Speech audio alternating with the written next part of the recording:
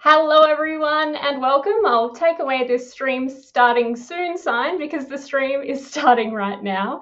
My name is Lee Constable and I'll be hosting this Q&A today. But first I'd like to acknowledge the traditional owners of the land on which I'm broadcasting to you on. I am on the land of the Turrbal and Yugara people, so I'd like to pay my respects to elders past and present. And I'd like to also acknowledge the ongoing relationship that Aboriginal and Torres Strait Islander people in the over 250 nations across what we now call Australia have with land, sea and sky. So today's topic is called What the COP? So basically it's a way of asking what does this acronym mean when it comes to climate crisis, and what does it mean for Australia when we're headed up to something called COP26?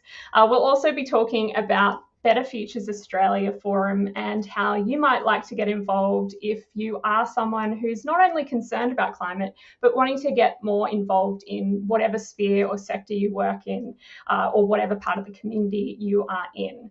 So I'll introduce our guests now by bringing them both on screen so that they can both smile and nod while I give you some bio notes about both of them. I have Julianne Richards joining me here. Welcome, Julianne. And I've also got Richie Mazian joining me. Welcome. I'll get you both on screen here. So now this is the part where I read a little bit of your bio out and you both sit there awkwardly smiling and nodding, hearing what I have to say about you. So Julianne here is the Executive Director of Climate Action Network Australia.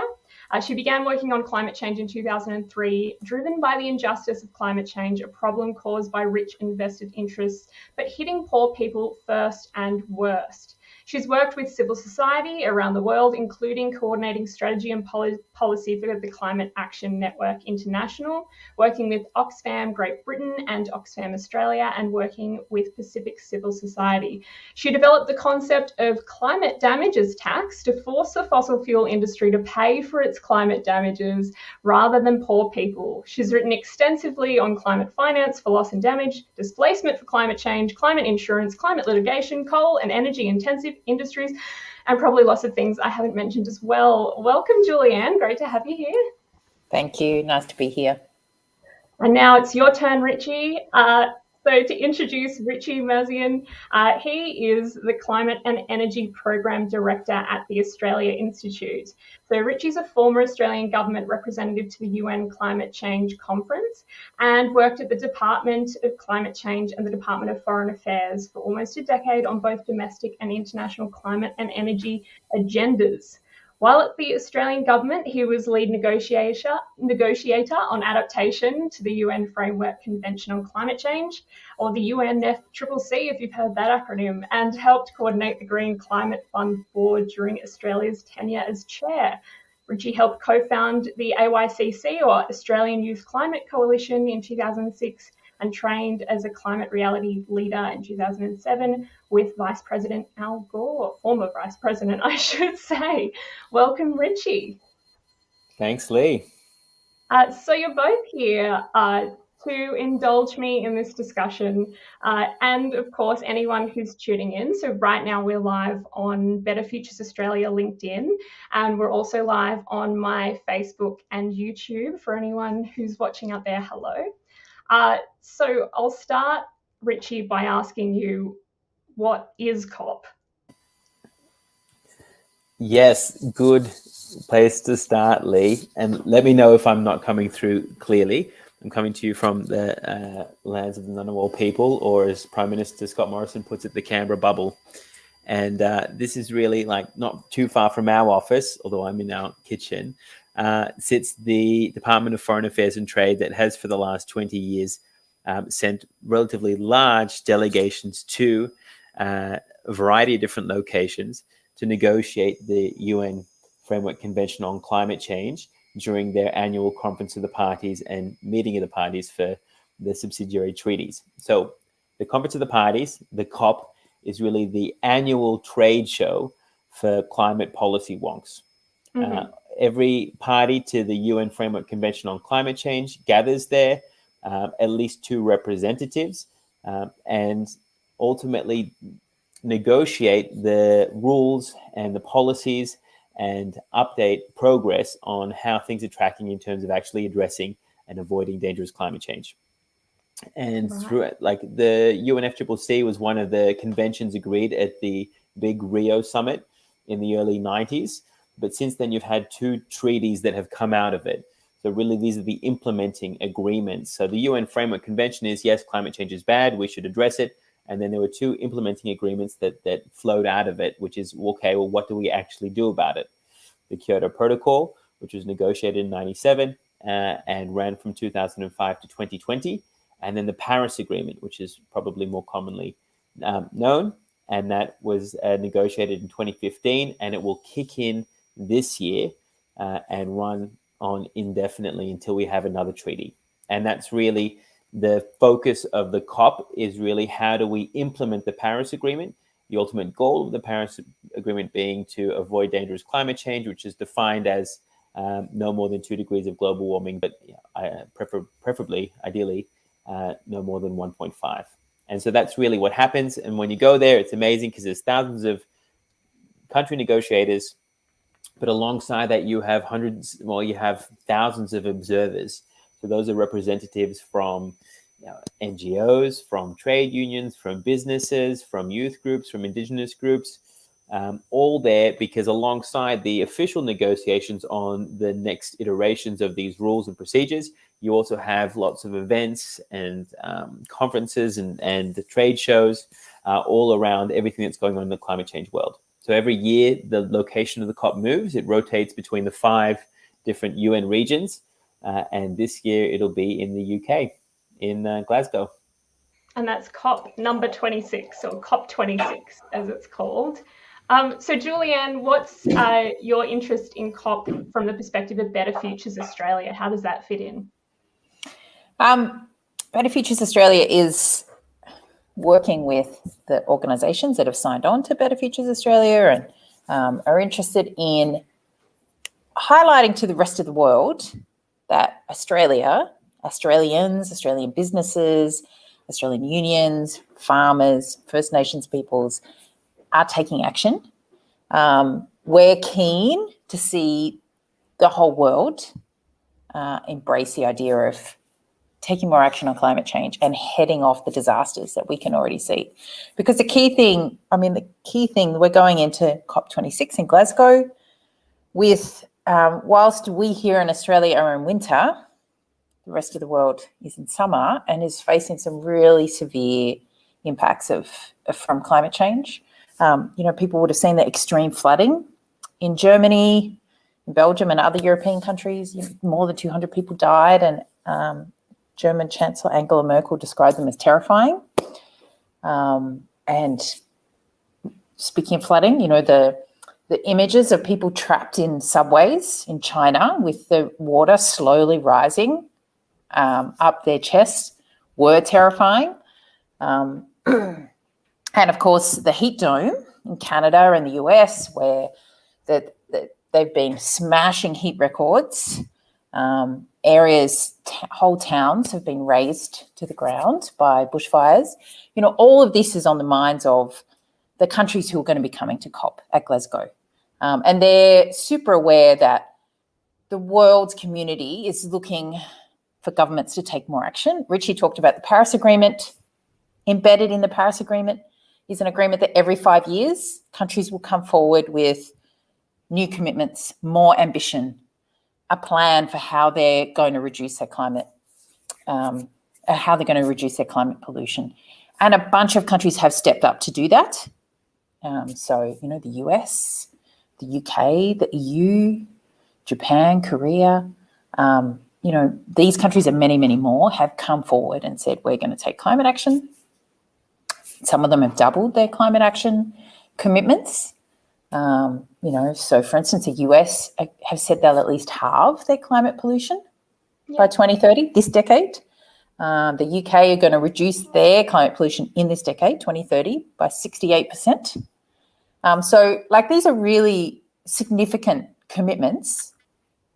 And Australia is lagging way, way behind. So that's the point to Better Futures Australia, is to show the rest of the world that the Australian community really wants climate action. We are taking climate action.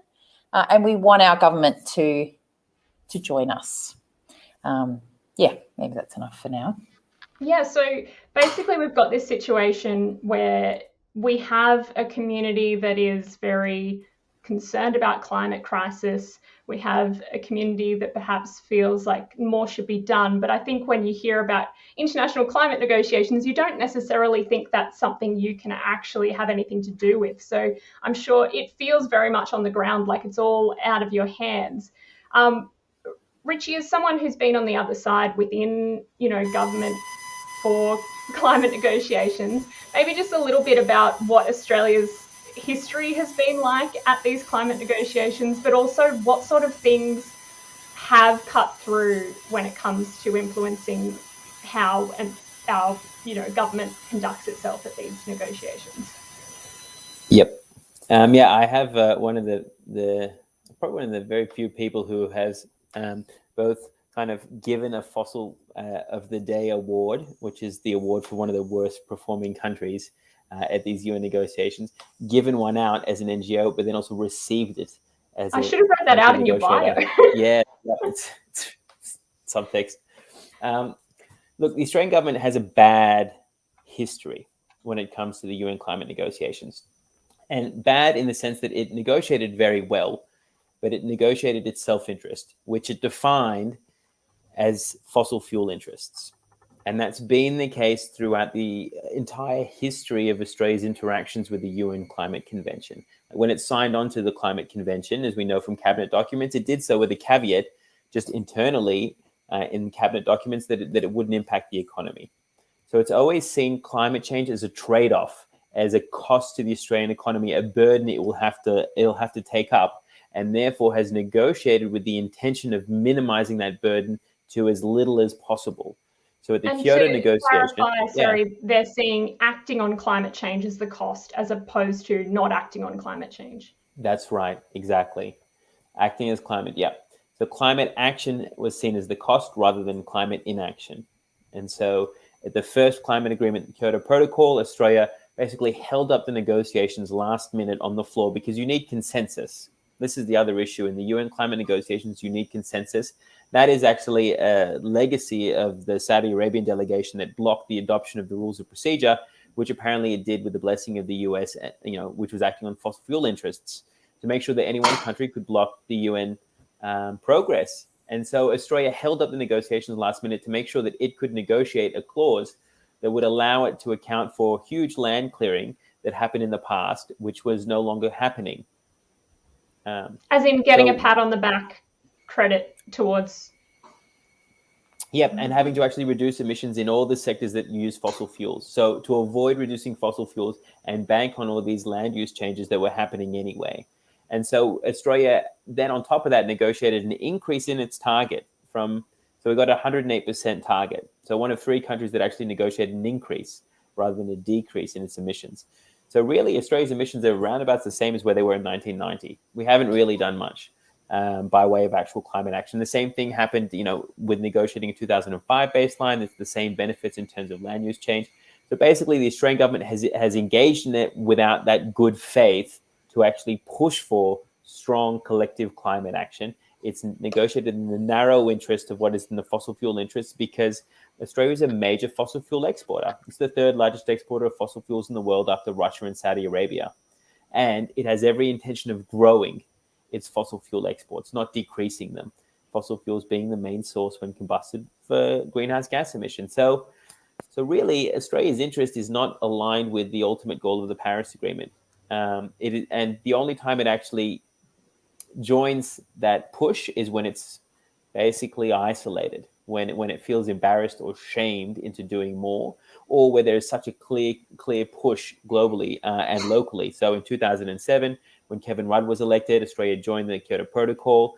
It sent a whole bunch of ministers to the Bali COP, and it was everyone was standing at applause. More recently, Australia tried to basically cheat its way to meeting its Paris Agreement by trying to use these leftover carbon credits that had no basis. And it was only when it was isolated and when other countries were publicly calling it out did they eventually drop it. So you kind of need to shame and name Australia for Australia to do the right thing, because it won't do it altruistically. And, of course they wouldn't. Just look at who's in government. And so, Julianne, is that really where you see Better Futures Australia coming in, that you can actually hold our own government accountable and demonstrate that there is not support for what they've been doing, and there's support for a lot more ambitious / any targets, going forward? Yeah, as Richie pointed out, the traditional position of the Australian government has been very narrow, kind of self-interest of the fossil fuel industry, really, which doesn't serve the rest of Australia. And the Better Futures Australia partners, people involved, know that. Like, they know, the businesses who have signed the Better Futures Australia Declaration know that it's actually in their interest for us to take strong climate action. It's in their interest because, they're not at risk of buying an asset, a coal-fired power station, or something that's going to become a stranded asset because the rest of the world is taking action. It's in their interest because we need to prevent dangerous climate change. Like, the huge fires that we suffered in Australia affected 80% of the population, as the Australia Institute pointed out in some of their reports. It affected asthmatics, it affected businesses. Climate impacts affect us all in Australia already, and the participants in Better Futures Australia know that, and they want our government to hear that from us. That's one of the ways that Richie talked about, that we can, push our government to take more ambitious action. And we want our international partners to know that we are taking action as well, that we are already, like, lots of Australian businesses, farmers, health sector, as I talked about earlier, are already working out what action we can take in our own lives, in our own businesses, in our industries, in our unions. And we want the rest of the world to know that that's happening, that Australia is with them. We just need to convince our government to quite massively increase our current ambition. But it's important to recognise that that's possible. It has happened before. Richie pointed out, Australia didn't join the Kyoto Protocol for a really long time. It was us and the US as the holdouts. That changed. Very recently, there was a report that pointed out, all these countries that are doing good stuff on climate change, yet lumped Australia in with the laggards of China, Russia, and there was one other country. There were four of us: Australia, China, Russia, Brazil. Thank you. Yeah. So that, Australia is lumped in with the world's laggards on climate change. We want the rest of the world to know that that's not how Australian people and Australian businesses want it. We want to take action, and we can push our government to do so and create the change that we've seen in the past. If we keep going, if we're persistent and have our voices heard. Yeah, having emceed one of the Better Futures multi-sectoral forums, I was struck by how many different sectors were represented, and community groups as well. People from farming, from health, people who care about not just their food and their farming and their health, but also their investments. As you mentioned, a lot of businesses, a lot of corporates are just doing the numbers and going, climate inaction lack of climate action plus climate, inaction plus adding to climate crisis actually is bad for our economy. So it's all really stacking up for a really good shame campaign, or, at least making more visible to the international community that our populace actually cares and is impacted and wants more. So going forward into COP26, what are some of the things that are going to make this COP different, or more, I suppose, pertinent in different ways than previous ones? Maybe I'll go to you, Richie. Yeah, sure. So the COP26 in November it's been delayed a year, but it nominally marks 5 years from when the Paris Agreement was agreed. And it's a window to stock take on how we're tracking in terms of country pledges to meet that goal of limiting global warming to 1.5 degrees. And so far, there has been a rise in targets and efforts. And I think Julianne mentioned that. So all G7 countries have upped their short-term ambition. And so have a number of others who are smaller emitters as well. But it's not enough. It's not enough. And there are holdouts like Australia that are insisting on maintaining the pretty weak targets they put forward in 2014 ahead of the Paris Agreement. And so this COP will be a useful window to stock take and look at what countries have put forward as their nationally determined contributions, their NDCs as they're called. It'll also be a good opportunity to bed down the rules around the market mechanism that will sit within the Paris Agreement under Article 6, which has been a real point of contention, and Australia certainly hasn't helped in that regard.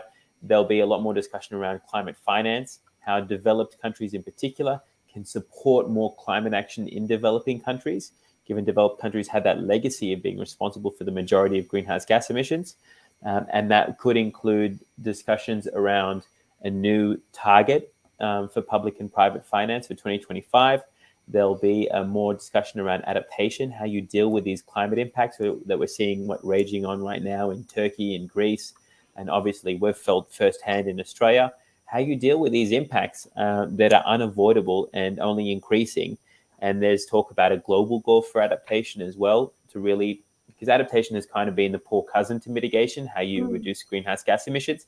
A lot of people see it as defeatist to start talking about adaptation, but there are some unavoidable impacts, and often it's those communities that really can't deal with them that are on the front lines. I'm thinking in particular around low-lying coral atolls that are our neighbours in Australia. So those are some of the different areas that will be explored, and then of course the overall arching ambition as well, which will be fueled by the latest science. And so the Intergovernmental Panel on Climate Change's next assessment, at least Working Group 1, will report this Monday, I believe, if Saudi Arabia doesn't block it.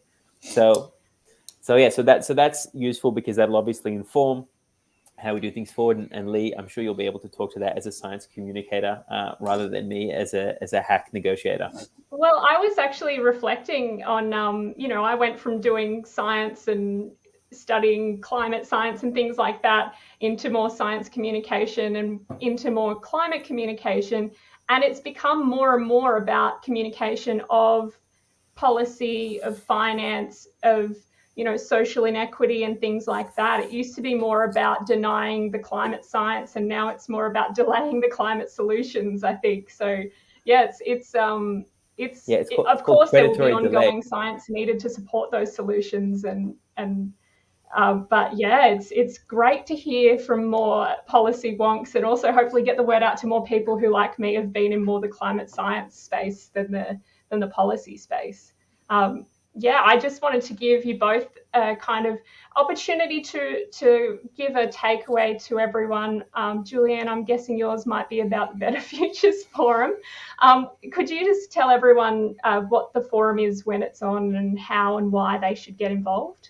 Yeah, absolutely. So as we've been talking about, Better Futures Australia is an opportunity for companies, farmers, unions, First Nations people, community groups, health sector, finance sector to come together so that we can join our voices and be more powerful together to call for climate ambition. And the Better Futures Forum is the platform from which we'll be doing that in 2 weeks' time. So I encourage you to go to betterfutures.org.au and register for the forum. We have a really amazing lineup of speakers over 3 days. Super impressive. Just today, in fact, we locked in Alok Sharma, who's a UK minister, and will be the COP president at COP26. So it's his job to make sure something good comes out of the COP. He'll be there talking about how we do that. So I absolutely encourage people to register betterfutures.org.au and come along to that. And then let's use that as a springboard going forward. We've got from now to November to convince our government that they need to act in our best interests, not in the best interests of the fossil fuel industry, and to take really ambitious action on climate change, which will benefit all of us, including businesses and industries, individuals and communities. So join us via Better Futures Australia and help us do that. Great plug. Looking forward to it. And Richie, what's your takeaway for everyone? Well, firstly, congratulations, Julianne. That's great that Alok Sharma is speaking. He's said some great things, including around the need to phase out of coal this decade.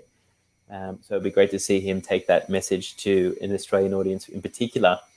My message is probably a broader one, which is that the only reason the Australian government gets away from doing all these things is because a lot of people don't really know about it, or if they do know about it, don't feel comfortable talking to it because they don't feel like they're fully across the issue. And so my takeaway is that you don't need to be a climate science communicator or an ex-negotiator or have been to numerous COPs to talk to climate change and what needs to happen. And if you remain silent, then you only give more airtime to Sky News After Dark types to just lambast anything to do with climate change. Just today, Angus Taylor, the Minister for Emissions Reductions, that should be emissions reductions, had a piece in the Australian basically saying that the EU is trying to punish Australia by bringing in a carbon border adjustment. But basically, he's trying to scare people into being worried about climate action. And really, we need to be embracing climate action because really what we should be worried about is climate inaction and those impacts. So please talk to the issues. Absolutely. And of course, if you're interested in Better Futures Forum, go along to their website, check it out and get involved.